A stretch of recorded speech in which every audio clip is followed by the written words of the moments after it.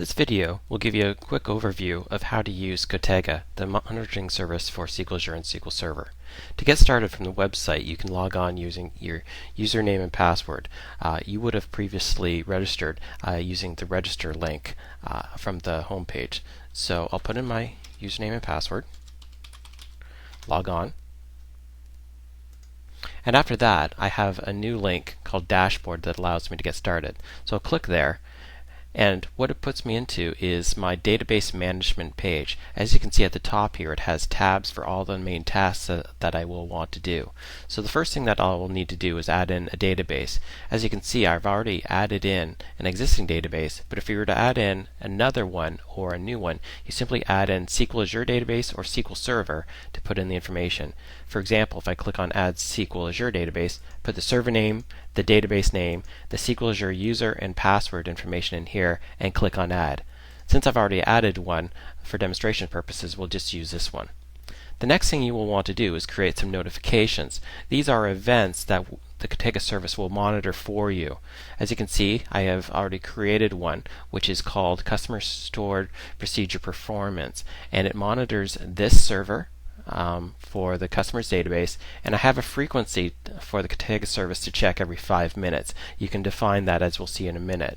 You can see also the last time that stored procedure was run was on this time, and it is status enabled. If I wanted to change any of this information, I can do that right here. As you can see, here is the stored procedure from my database that will be executed, and I have a notification that says that if any of these, or if this procedure takes longer than 40 seconds to log the event, if I wanted to, I could add in notifications. So let's go ahead and create a new notification. Click on Create Notification. Give it a name. We'll just call it Test Notification. And what I want to do is I want to monitor my database availability. I want to know if my database is up or not. Here, once again, is the database that we had previously added. I also have a polling frequency for how often I want it to check. We'll make it every 5 minutes. And I want to say, if the connection fails, send a notification to myself. Spell that right. And alternatively, or in addition, if I wanted to, I could actually execute a stored procedure. So that this might be useful in the event that I wanted to run a procedure when something happens. If I wanted to do a database backup, what I could do is I can simply say, if the database is available, if the connection is successful, then run this stored procedure. So that would say for every 5 minutes it's going to run the stored procedure, which backs up my database. I have a stored procedure script that does that, and I can choose different stored procedures from that. And that's a really easy way for you to create a process to run scheduled events within your database. So I'm going to select that one and just make it so that if the connection fails, it's going to send a notification to myself. Add that notification, and as we can see, it's created the event. If I refresh this, we should see that the Cotega service has already picked up that event and has already done its first check to make sure that everything ran properly. At this point now, we can go and look at some of the logs. Here is a place where I can look at just a long list of the information for the events that I have created, the notifications that I have created. I'm going to use this customer stored procedure because it's been running for quite a while and it has a little bit more information. So I'm just going to retrieve that data.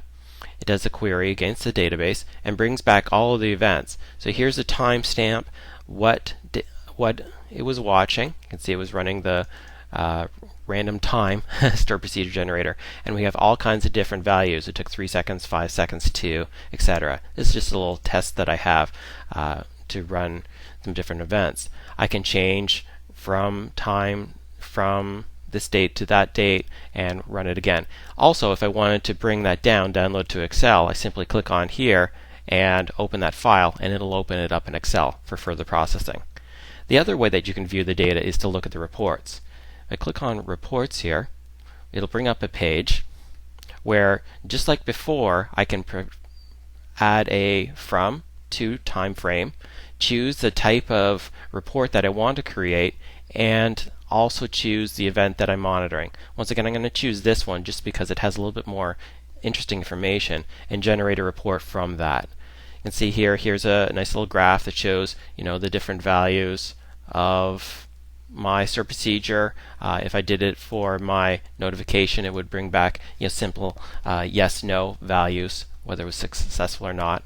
I can change the type. For example, maybe I'll choose a spline area. Let's choose that one. Take a look at that one.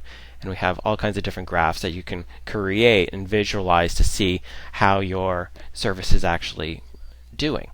So at that point, I have all the information I need to be able to monitor and track my service. That's a quick look at Cotega. I hope you'll give it a try. Thanks.